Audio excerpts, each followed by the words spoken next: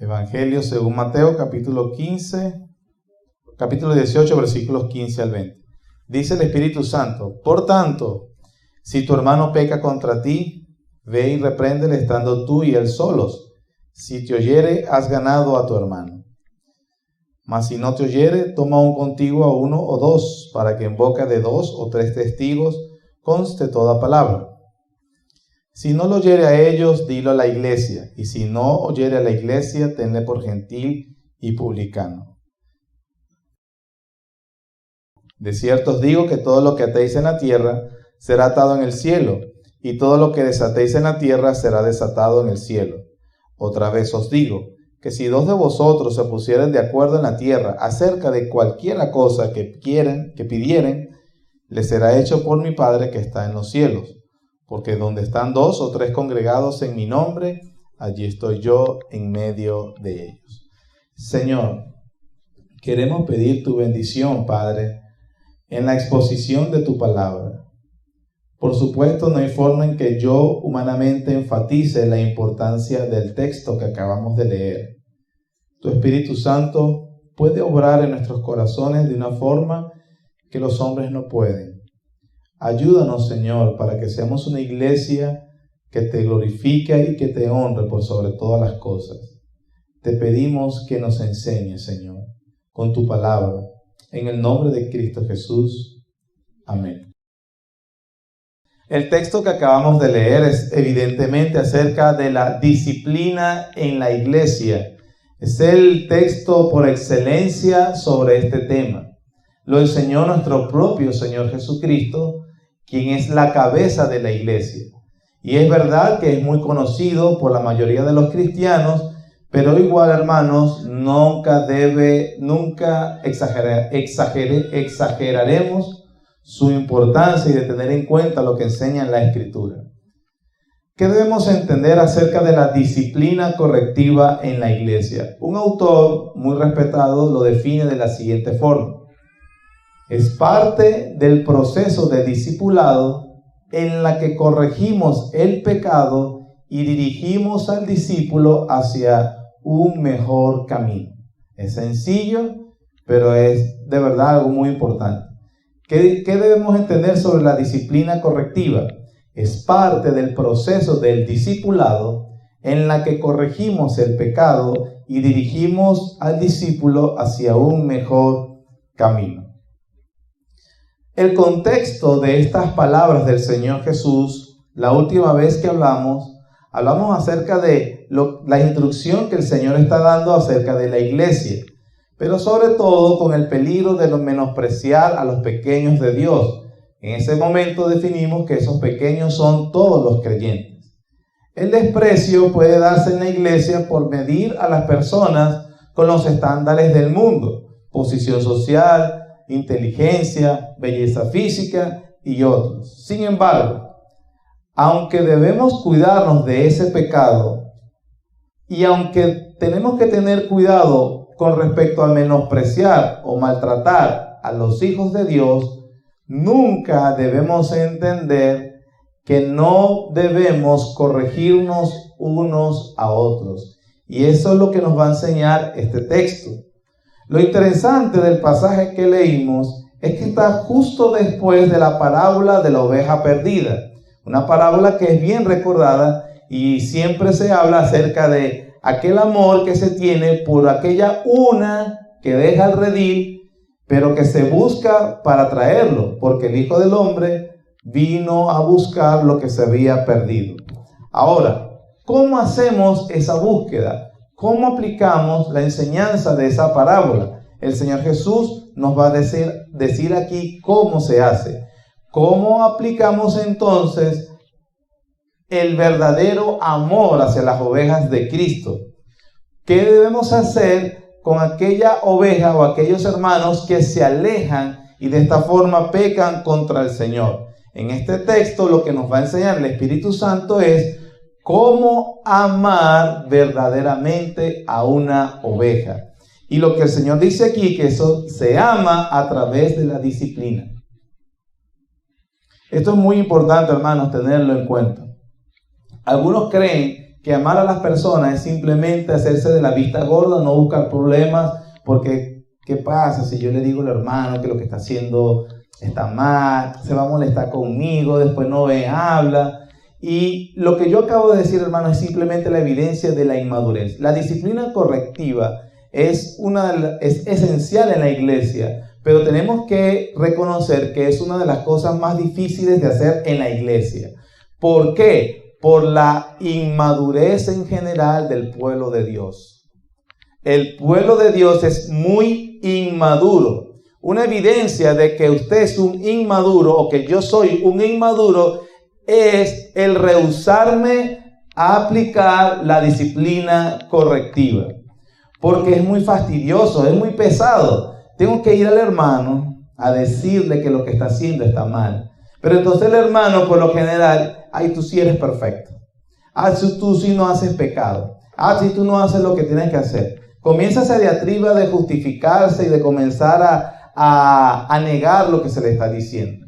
Pero la verdad, hermanos, lo único que evidencia la falta de exhortación entre los creyentes es inmadurez. Inmadurez. Así que lo que va a hacer el Señor con este texto es enseñarnos a madurar. Por supuesto, hay maneras de hacerlo. Hay maneras correctas.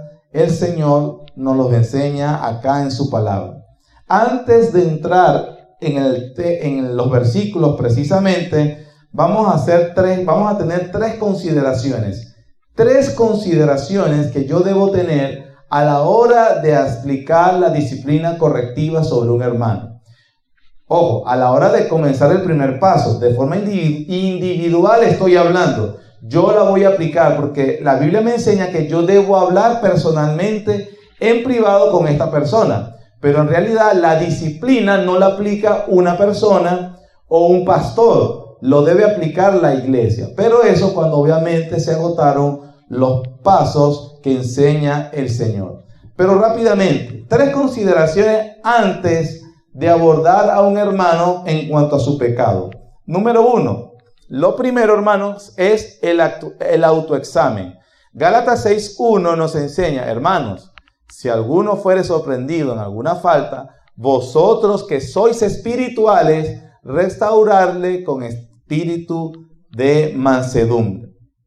La palabra restaurar allí que usa el apóstol Pablo, dicen algunos especialistas que significa tomar un hueso fracturado y volverlo a su lugar. Ese es el trabajo del traumatólogo. Nada más de imaginárnoslo, ya sabemos, a uno se le espeluca el cuerpo, porque debe ser doloroso. Ya nos dice de antemano que el proceso de restauración, por más espiritual que yo también quiera hacer, será siempre un proceso doloroso. Es un proceso donde el dolor está involucrado. En segundo lugar, el otro término que usa Pablo aquí es considerar. Yo voy a restaurar, que es volver un hueso fracturado a su lugar, y el otro es considerar. Considerarnos a nosotros mismos. La idea es como la que dice en Mateo 7, 3 al 4, cuando nos dice que antes de querer pretender sacar la paja del ojo de mi hermano, yo debo tener cuidado con la viga que está en el mío. El Señor dijo eso, no es para que evitemos la exhortación, sino como motivación para la santidad. Que yo sea cauto a la hora de corregir a mi hermano, de que yo mismo puedo estar cayendo en ese pecado si el Señor no me sostiene. Hermanos, si no es por la gracia de Dios, todos nosotros somos capaces de cometer cualquier pecado. Nunca diga, wow, ¿cómo fue capaz de eso? No, yo no fuera capaz. Esa es la mentira más grande que cualquier cristiano se pueda decir. Si no es por la gracia de Dios, todos nosotros seremos capaces de cometer cualquier pecado, incluso el pecado que pretendemos corregir sobre un hermano. Esa es la primera consideración, el autoexamen. Número 2, otra consideración antes de corregir a nuestro hermano es debemos tener en cuenta, hermanos, sabiduría cristiana. Si quiere aprender más sobre la sabiduría cristiana, se nos está enseñando cada miércoles sobre la sabiduría divina. ¿Qué quiero decir con sabiduría cristiana? Sabiduría cristiana nos enseña, por ejemplo, que a la hora de corregir al hermano, la palabra del Señor enseña que el amor cubrirá multitud de pecados. ¿Qué quiero decir? Hermanos, que hay en la vida cristiana, en nuestras relaciones de creyentes, una serie de ofensas que no son muy graves. Ofensas que no son graves, que la sabiduría cristiana me dice que a veces un hermano me puede hacer una ofensa que yo puedo cubrir con un manto de amor, cuando no son ofensas graves, cuando son sobre todo cosas de percepción. Saludé al hermano y no me saludó. Me miró feo. Hizo esto. Cuando son aquellas cosas que realmente no son graves. Cuando no me gustó en el tono que me dijo eso. Cualquier cosa que pretendamos que parece una ofensa, me dejó en visto y no me respondió. La sabiduría cristiana dice, bueno, el hermano estaba ocupado, simplemente. Y ya, yo definitivamente cubrí la pretendida falta que él hizo hacia mí con un manto de amor. No es justificar el pecado, estoy hablando de ofensas que no son tan graves, que simplemente son cosas que yo puedo pasar por alto. ¿Por qué? Porque, bueno, entiendo, el hermano estaba molesto, no estoy justificando, pero simplemente lo que nosotros decimos, no hay que engancharse con ese problema. No es necesario hacerlo público, no es necesario hacer una reunión, no es necesario que yo te reclame. El amor cristiano y la sabiduría cristiana me dice que ese tipo de ofensas menores yo las puedo pasar por alto y te puedo seguir tratando sin ningún problema. Eso es importante con respecto acerca de la sabiduría cristiana. Y en tercer lugar, otra consideración, la tercera y última consideración, es que la disciplina correctiva es un proceso que nos involucra a todos los cristianos. El Señor Jesús nos dice en el versículo 15, por su tanto, si tu hermano te peca contra ti, anda y díselo al pastor para que el pastor lo corrija. No, por supuesto, estamos para servir y podemos involucrarnos en cualquier situación que sea necesaria. Pero lo que involucra, lo que dice la Escritura es que cuando nosotros veamos que un hermano está en pecado abiertamente, nuestra forma de actuar debe ser que nosotros inmediatamente ayudemos a la persona en cuestión. Por lo que si un hermano, y eso es algo que yo sé que David también hace, hermano, me llega a mí diciendo, hermano, el hermano tal, lo vi pecando realmente con respecto en un momento, en un tal día, en tal lugar, lo primero que le vamos a decir es, ¿y qué hiciste al respecto, hermano? ¿Qué hiciste al respecto? No, bueno, se lo estoy diciendo a usted. No, pero tú tienes, gracias, pero tenías que haber hecho tú algo, porque también es tu responsabilidad. Entonces, nuestra responsabilidad como creyentes, corregir el pecado cuando éste se manifiesta de una forma abierta entre el pueblo de Dios. Ahora, esas tres son consideraciones importantes que se deben tener a la hora de querer corregir a un hermano. Tengamos en cuenta lo que la palabra del Señor dice. En Proverbios 3:1 dice, hijo mío, en Proverbios 3 dice, hijo mío, no te fatigues con la corrección del Señor, ni desmayes cuando eres disciplinado por Él, porque el Señor al que ama castiga y azota a todo aquel que recibe por hijo. Cuando entonces tenemos en una comunidad cristiana, hablamos al principio de las verdaderas iglesias de Cristo, las iglesias saludables, las iglesias maduras, aplican la disciplina. Y cuando yo entonces en la iglesia donde yo estoy, los hermanos obedeciendo al Señor la aplican, entonces podemos decir que estamos en una comunidad de gracia que verdaderamente se aman unos a otros. Y encontrarás consuelo y seguridad en una iglesia que se aplica la disciplina apropiadamente.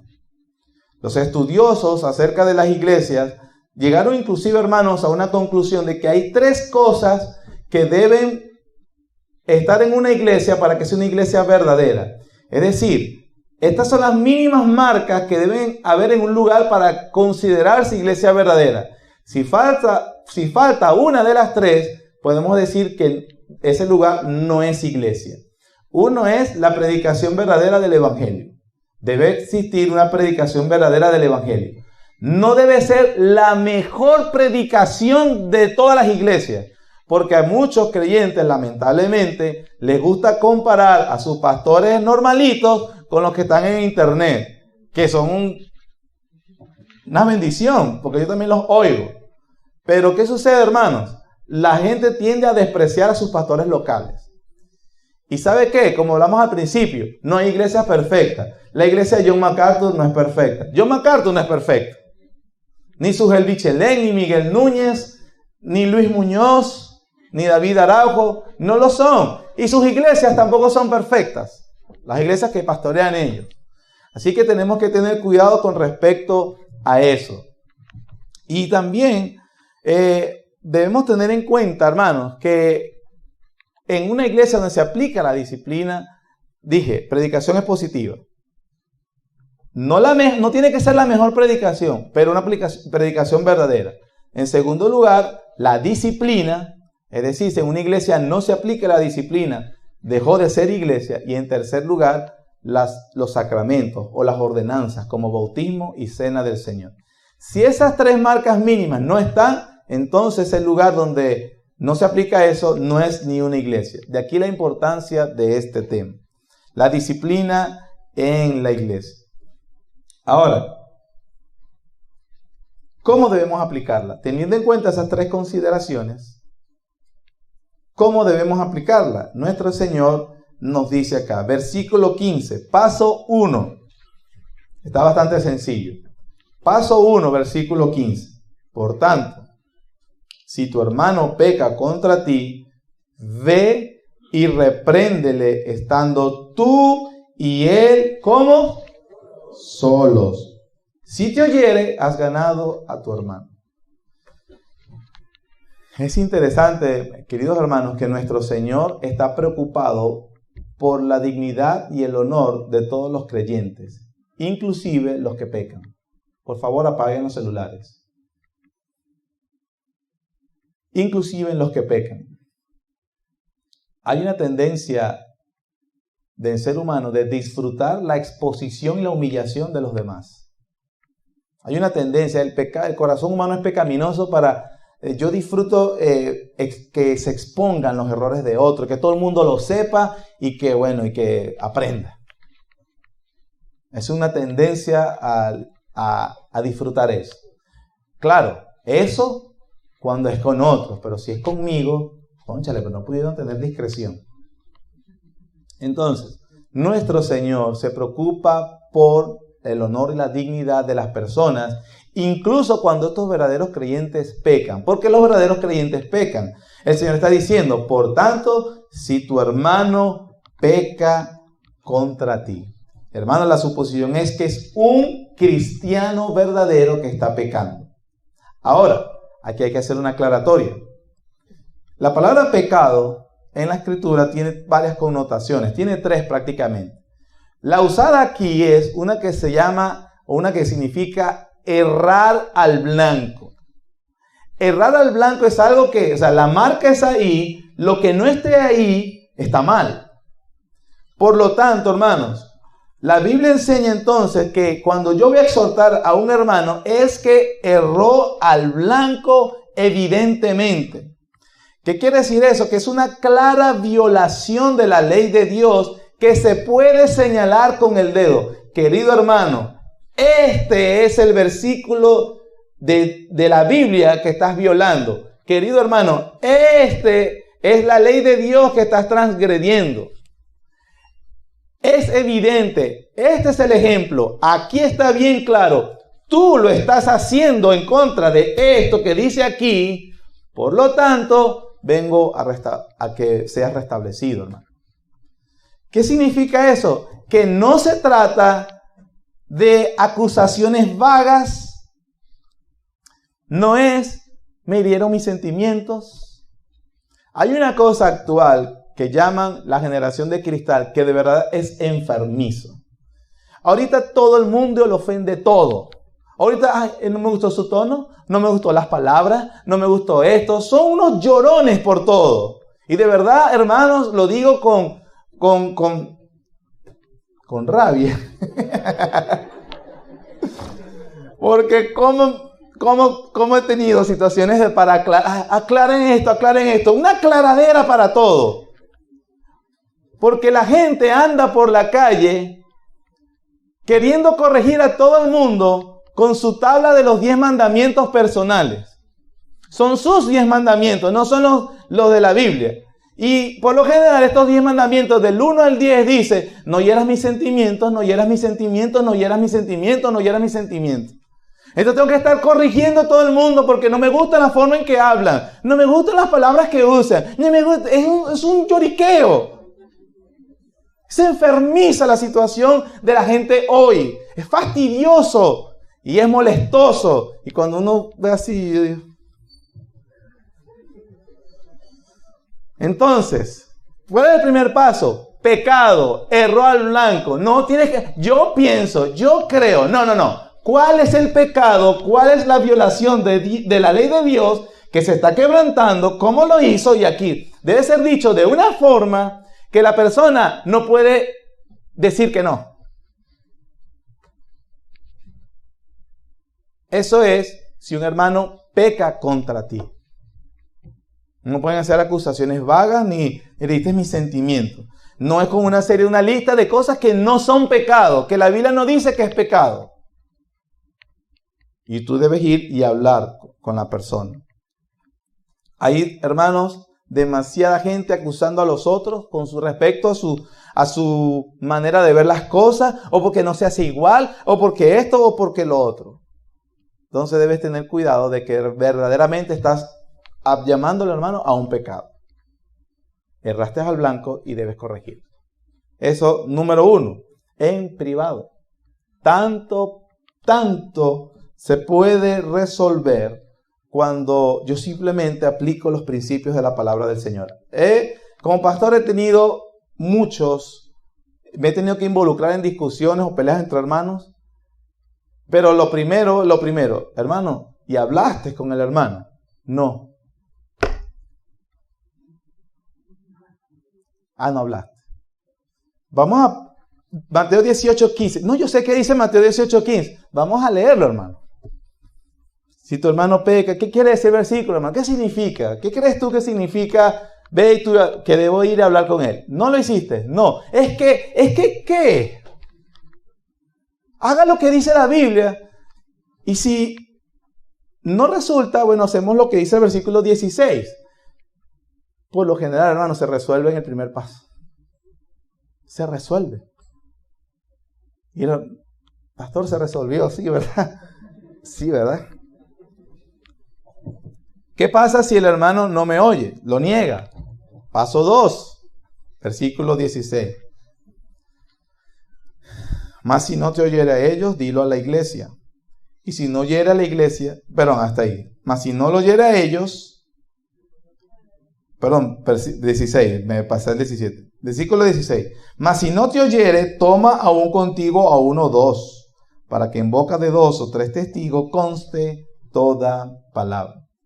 El propósito de traer testigos, hermanos, es traer un equipo de creyentes maduros que hagan comentarios serios que sean de provecho para la situación. No, el propósito no es traer un equipo de acusadores que me ayuden a fincarme contra el hermano. El propósito es tratar de tener apreciaciones de cristianos, hermanos o hermanas con madurez espiritual para que hagan comentarios edificadores, serios y de provecho para la situación. Que incluyen que probablemente si yo soy en este caso el acusador, me pueden decir, hermanos, creo que es exagerado, ya no deberíamos seguir con este proceso. Y que yo pueda, busqué a los que creía yo que estaban en sabiduría y me están diciendo que el proceso ya va en exageración. O incluyen exhortar al hermano también con respecto a fortalecer la acusación que se le está haciendo. Por supuesto, igual que al principio, eso no pueden ser acusaciones vagas, percepciones, tienen que ser Personas que con la Escritura hablan claramente lo que está mal. El principio viene de Deuteronomio capítulo 19, versículo 15, lo que dice el Señor con respecto a los testigos para una acusación. Dice la palabra del Señor, Deuteronomio 19, 15. No se tomará en cuenta un solo testigo contra ninguno en cualquier delito ni en cualquier pecado, en relación con cualquier ofensa cometida. Solo por el testimonio de 2 o 3 testigos se mantendrá la acusación. Cuando se levantare testigo falso contra alguno para testificar contra él, entonces los 2 litigantes se presentarán delante de Jehová y delante de los sacerdotes y de los jueces que hubieren aquellos días. Y si los jueces inquirirán bien, y si aquel testigo resultare falso y hubiera acusado falsamente a su hermano, entonces haréis a él como él pensó hacer a su hermano, y quitarás el mal de en medio de ti. Los que quedaren oirán y temerán, y no volverán a hacer más una maldad semejante en medio de ti. No le compadecerás, vida por vida, ojo por ojo, diente por diente, mano por mano, pie por pie.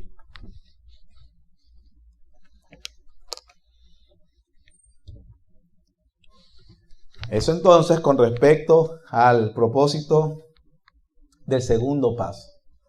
Y tener obviamente comentarios, como dijimos, serios, maduros, que nos ayuden a aclarar la situación.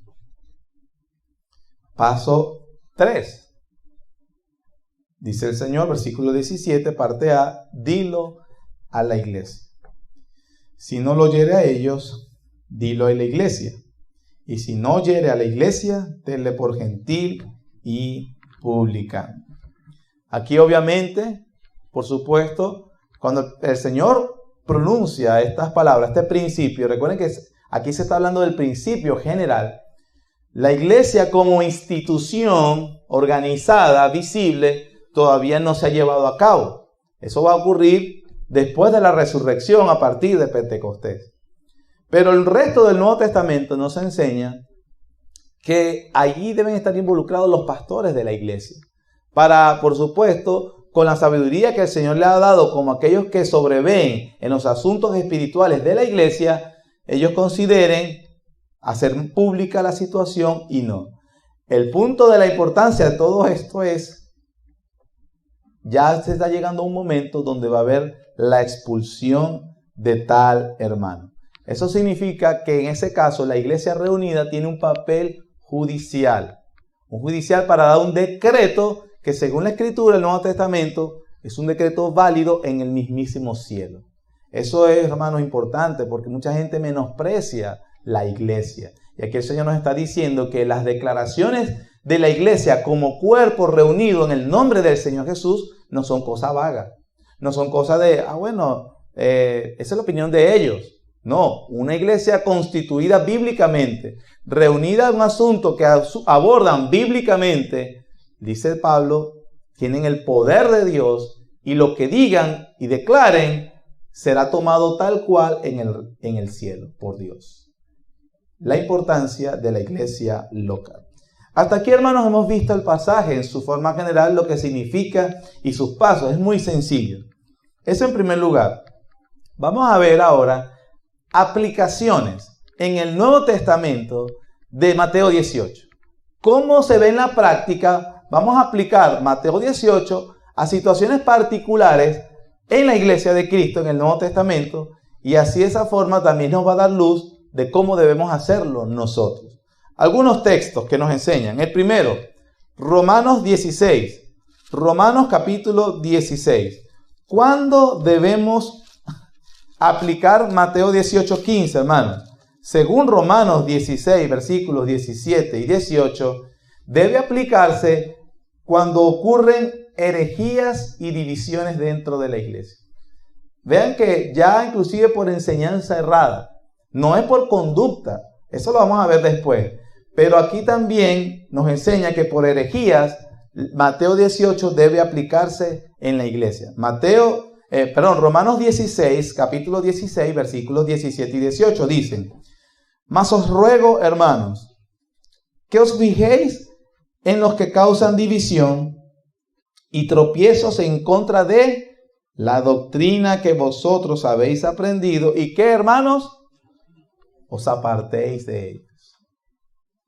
Está mandándonos a apartarnos de quienes, en este caso, de quienes con su enseñanza contradicen claramente la enseñanza del Nuevo Testamento.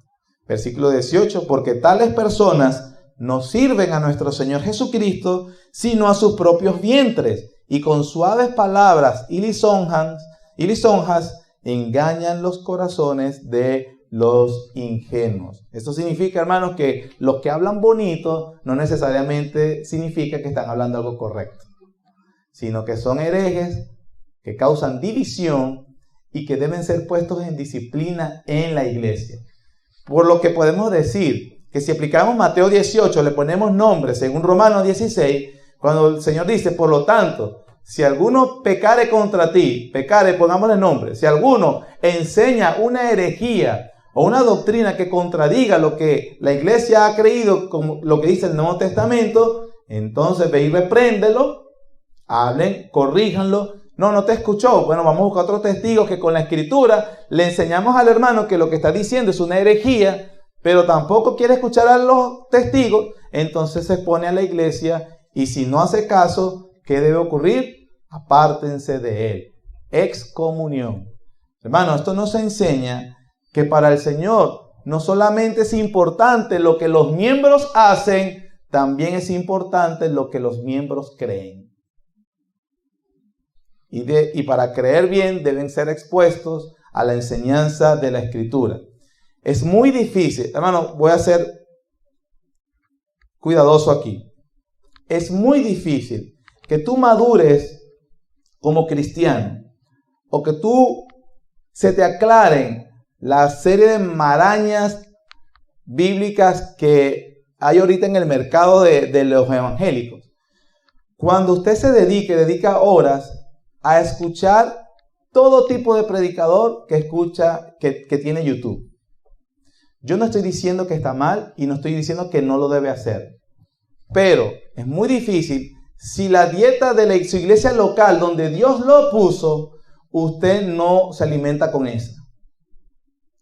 Puedo decir que en YouTube, en el canal de nuestra iglesia, hay suficiente enseñanza del Antiguo y Nuevo Testamento si usted quiere seguir creciendo en la gracia. Donde la prioridad debería ser lo que le enseñan sus pastores. No lo digo en el sentido como que de celos, como que no escuchen a más nadie, pues se me va a la iglesia. No, hermano. Nunca hemos dicho nada acerca de eso. Pero usted tiene que tener cuidado de darle prioridad a pastores que usted no conoce y termina abrazando cosas que realmente no enseñan la Escritura. Y por lo general, los hermanos que tienen mucha confusión son los hermanos que no escuchan los sermones de esta iglesia, escuchan muchos sermones de otros lugares y entonces quieren que uno se los aclare en su casa después. Bueno, si te escuchan los sermones, usted estaría claro. Se lo digo con todo amor. Pero son muchas las veces, pastor, aclárame este punto que dice Apocalipsis aquí. Y hermano, nosotros vimos una serie de Apocalipsis. Hermano, la hemos dado como 3 veces. ¿Cuándo? No sabía. A ver, porque tiene problema. Todas las preguntas que nos hacen cuando es algo bíblico, todas, hermano, cuando lo escucho digo, Dios mío, eso lo enseñamos. Me está preguntando lo mismo. Es preferible que nos diga, bueno, sí le enseñó, pero usted no le enseñó bien. Bueno, y eso puede ser, yo se lo vuelvo a aclarar. Pero la verdad es que no escuchan los sermones, ni la clase de escuela dominical, ni se aplican. Entonces tengan cuidado con eso. Porque si se pone a buscar en el mercado de las ideas evangélicas en YouTube, usted puede caer en Romanos 16, 17 y hermano, ¿y qué le sale? Disciplina correctiva. Amén. Amén, hermano. Segundo texto. por no solamente herejías y divisiones, también por pecados sexuales. 1 Corintios capítulo 5, está cerca de Romanos. 1 Corintios capítulo 5, el tiempo se me ha ido y bueno, es conocido acerca de la inmoralidad de un hombre que se estaba acostando con su madrastra. La iglesia estaba tolerando ese pecado y el apóstol Pablo definitivamente le dijo, expulsen a ese perverso. Apliquemos Mateo 18 a 1 Corintios 5. Uno dice, pero aquí no hubo una conversación personal o no se ve. Claro, porque la cosa es, si peca contra ti en lo privado, habla en privado y a ver si se resuelve. Pero aquí era evidentemente público e impenitente. Ya la iglesia inclusive estaba asumiendo la situación, porque eso es lo que se lee en el capítulo 5. Así que el apóstol Pablo, ya que se habían saltado todos los pasos, había que hacer una operación de emergencia y extirpar el cáncer. Y en ese caso era, hermanos, expulsen a ese perverso. Ustedes están envanecidos por estar todavía admitiéndolo dentro de la congregación. El pecado se ha hecho público, se ha hecho abierto, todo el mundo habla la cosa, lo cubren y es un pecado que ni siquiera entre los incrédulos ocurre. Así de mal estaba la iglesia de Corinto. Vean cómo dice el capítulo 5, versículo 11 con respecto a la iglesia.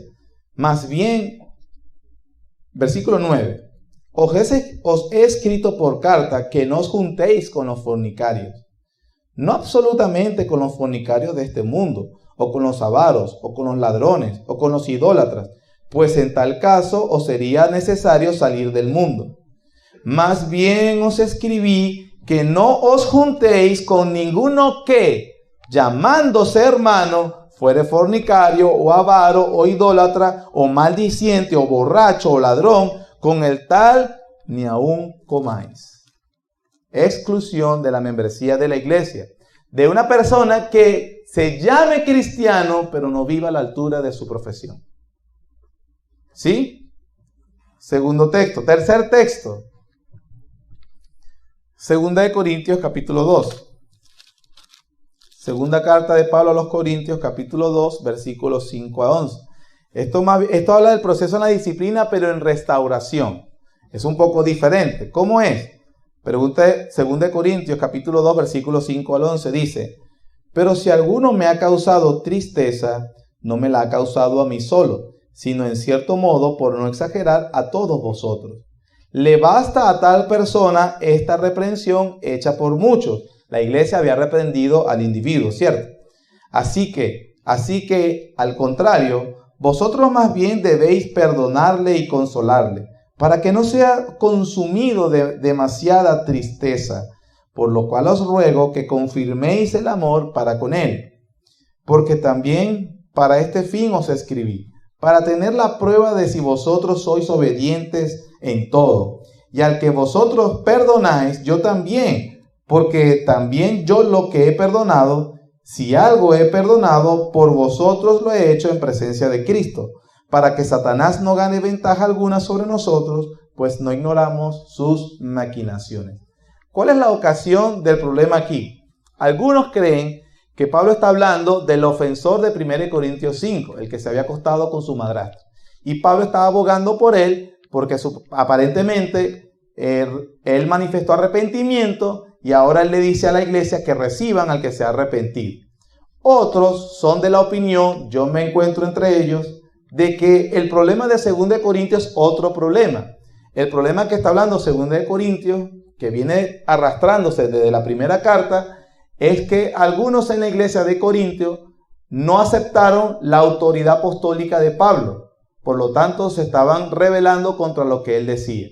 Pablo está diciendo que a ese ofensor aparentemente entendió que se estaba equivocando y entonces Pablo exhorta a la iglesia a que le confirme ahora el amor y no la disciplina.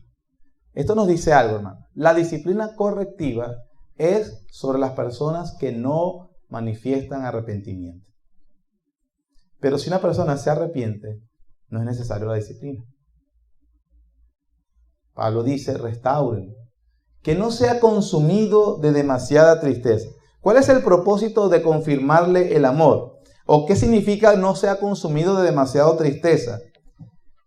Es La tristeza que experimenta un verdadero creyente arrepentido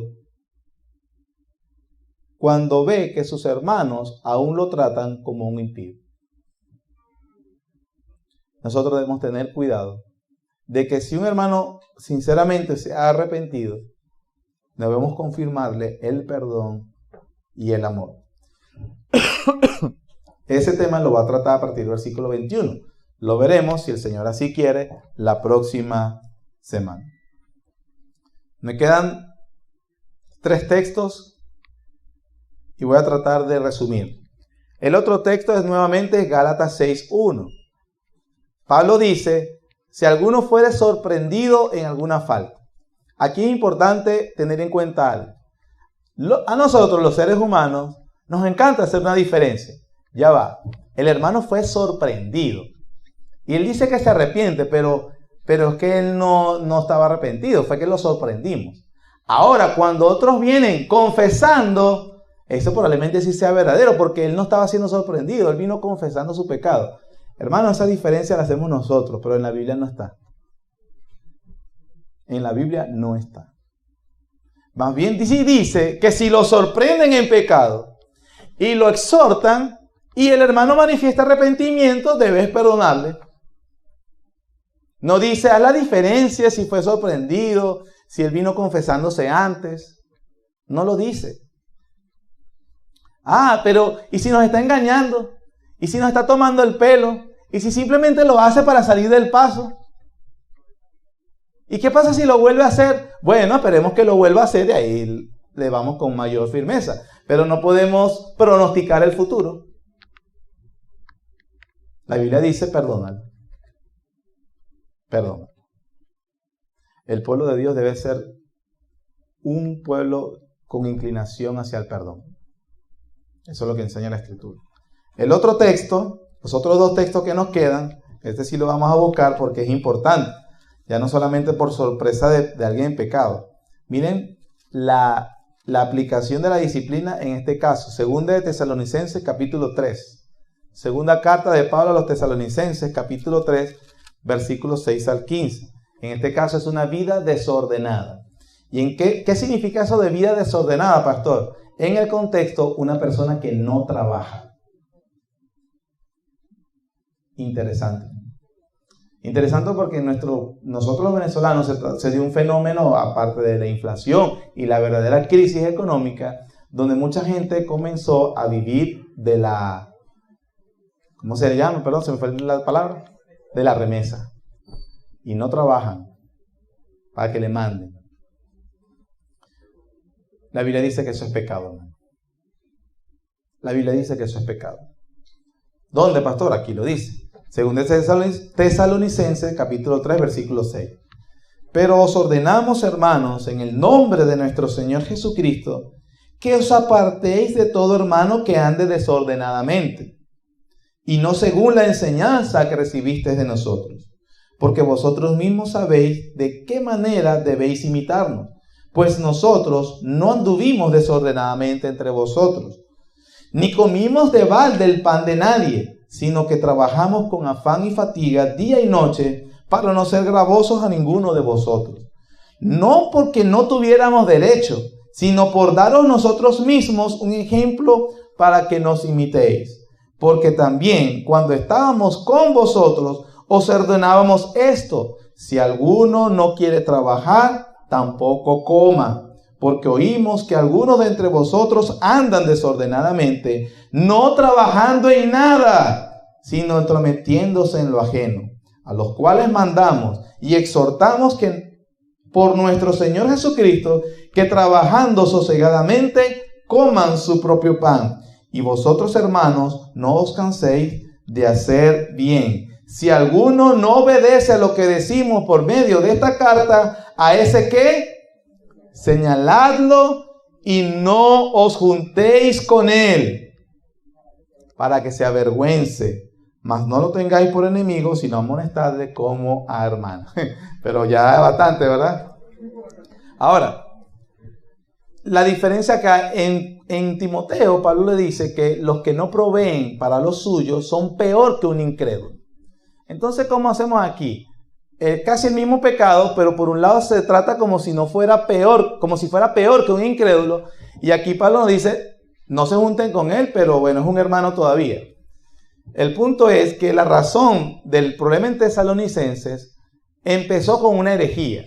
¿Cuál fue la herejía? En el contexto del capítulo 2, Pablo enseña que algunos se habían metido en la iglesia enseñando que Cristo viene mañana. Vean el punto. El tema era un tema correcto. Cristo viene mañana. Algunos entendieron, bueno, si viene mañana lunes, ¿qué hacemos perdiendo el tiempo trabajando? Vámonos por el reino de Dios. Hermano, esto se aplica mire, la Biblia está más actualizada que el periódico de mañana. No voy a estudiar, ¿para qué? Eso es del mundo. No voy a trabajar, ¿para qué? Si eso me quita el tiempo para evangelizar. O la gente que se la pasa todo el día evangelizando. Bueno, en Tesalónica, hubo ese problema, que comenzó con una creencia errada, a pesar de que el tema era correcto. La iglesia debe hablar de la inminente venida de Cristo, ¿cierto? Si no, no es iglesia. Sin embargo, el entendimiento incorrecto de la segunda venida de Cristo los llevó a actuar pecaminosamente. Y en este caso, a personas que no dejaron de trabajar, dejaron de cumplir con sus responsabilidades. Pablo, en su sabiduría, entendió que en la iglesia de Tesalónica, en esa ciudad, en esa iglesia, él tenía un derecho que era que la iglesia lo sostuviera, porque eso es un derecho que Dios le da a aquellos que ministran el evangelio. Pero él entendió que el problema era tan grave que no, mejor no lo hago porque los hermanos van a entender mal. Pues él se va y después manda la carta reconociendo que el problema seguía. Le mandó a la gente de la iglesia, hermanos, no le den comida. No le den comida si no quiere trabajar. Vean cómo es la sabiduría cristiana. No, el pueblo de Dios siempre tiene que ser generoso y dar indiscriminadamente a cualquiera. No, hermano. Se puede ayudar. Hay personas que están realmente en una situación difícil. Lo ayudamos o se ayuda. Pero hay un momento donde aquel hermano que mire que la palabra es parásito. Es decir, que chupa pero no aporta nada. No se le debe ayudar. Una sanguijuela. No se le debe. Que hay un momento en que podemos ayudar y después, hermanito, hermana, ¿en qué está trabajando? En nada. No, eso es andar desordenadamente. Ojo, sabemos que hay despidos, hay dificultades, pero usted debe ser conocido como alguien que trabaja. Y si en este caso es hijo, algunos padres, se puede trabajar y estudiar. Yo me gradué de la universidad, hermano, trabajando. Pero algunos padres, bueno, ayudan a sus hijos. Bueno, su trabajo es estudiar o su trabajo es ayudar. Usted hace algo. No podemos crear ocio. El ocio es pecado. Un pecado que exige disciplina correctiva en la iglesia. Y el otro texto estaba a punto que no lo decía, porque habla de la disciplina de los pastores. Ya se acabó el tiempo, averígüenlo. Pero bueno, tenemos que ser justos y hasta los pastores son disciplinados. Eso es lo que enseña la Biblia. Los pastores no son una especie de personas diferentes con un trato diferente. La Biblia se enseña del honor. Debe respetársele por aquellos que son fieles como personas. Inclusive la Biblia enseña, son dones hombres dados a la iglesia. Sin embargo, eso no justifica cubrir el pecado de estas personas. Primera carta de Pablo a Timoteo, capítulo 5, versículo 19. Contra un anciano, es otra palabra para decir pastor, contra un pastor podemos decir, no admitas acusación sino con 2 o 3 testigos. A los que persisten en pecar, repréndelos delante de todos para que los demás también teman. Porque si en una iglesia se reprende también al pastor, ¿qué van a decir los miembros? No, pues si el pastor lleva, yo también. Estamos todos en el mismo, ¿no? ¿En qué? En el mismo discipulado por Cristo. Hay una sola cabeza y es Cristo, no son los pastores. Pero aquí lo importante también es que, así como estamos hablando claro de que Ellos son sujetos de disciplina correctiva también, porque así lo enseña la Biblia. La Biblia enseña que deben tener cuidado no deben haber acusaciones privadas o individuales. Deben haber más testigos que certifiquen que verdaderamente el pastor tal está cayendo en ese pecado. No se debe encubrir. No se debe encubrir porque es el pastor. Ojo, la acusación debe ser una acusación bien sostenida. Y los ancianos de la iglesia, ya sean de otras iglesias, por eso el compañerismo. ¿Qué pasa si los dos pastores de aquí se confabulan para hacer el mal? Entonces esta iglesia, estos miembros deben saber que hay otras iglesias hermanas, no cualquier otra iglesia, iglesias hermanas, siempre se lo hemos dicho, al cual se puede acudir cuando si los dos pastores de aquí se confabularan para hacer el mal. ¿Qué pasa si uno de los pastores comienza a hacer el mal? Los hermanos pueden acudir al otro pastor para que los ayude en ese proceso de, si es necesario, disciplinar inclusive al pastor de la iglesia, o a los pastores de la iglesia. Entonces, principios que se derivan. La disciplina existe para salvar al ofensor. La primera motivación es que el creyente en cuestión, al ser excomulgado o al ser reprendido, reflexione sobre su condición espiritual. En primer lugar, salvar al ofensor. En segundo lugar, mantener la pureza en la iglesia.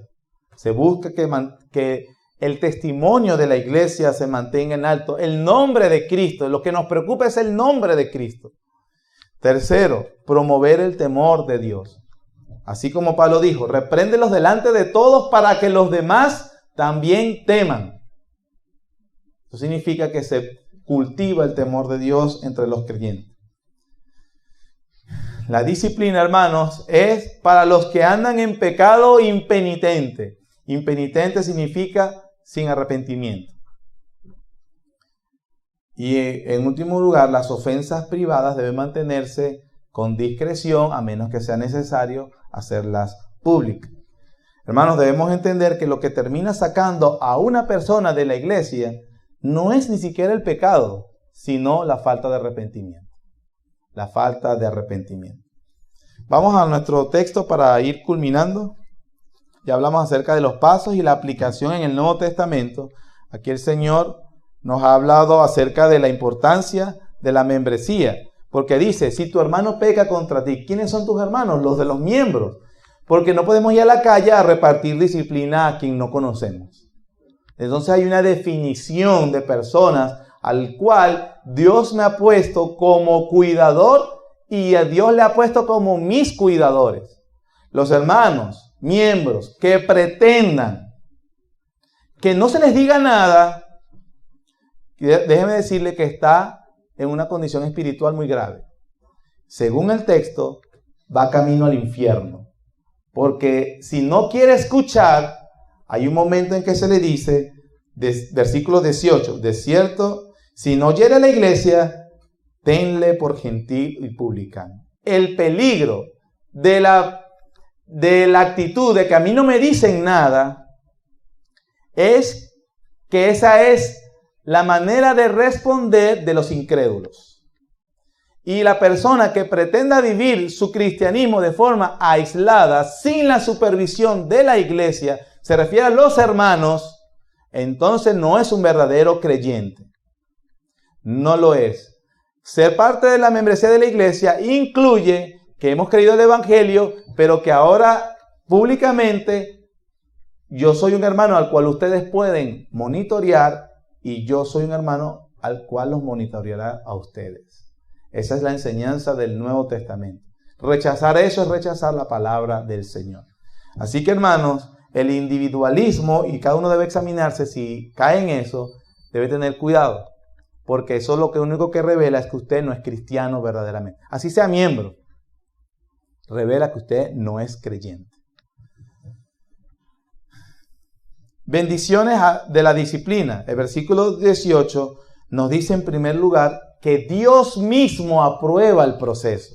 Lo que acabamos de decir tiene el sello de aprobación de Dios. Versículo 18.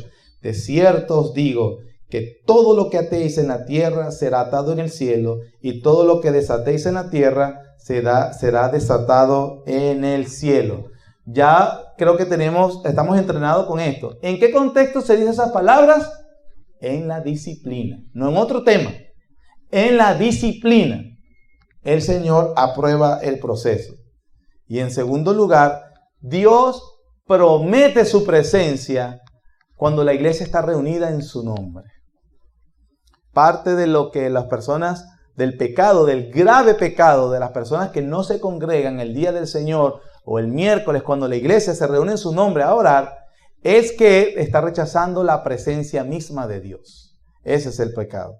Porque dice, versículo 19, otra vez os digo que si dos de vosotros se pusieren de acuerdo en la tierra acerca de cualquiera cosa que pidieren, les será hecho por mi Padre que está en los cielos.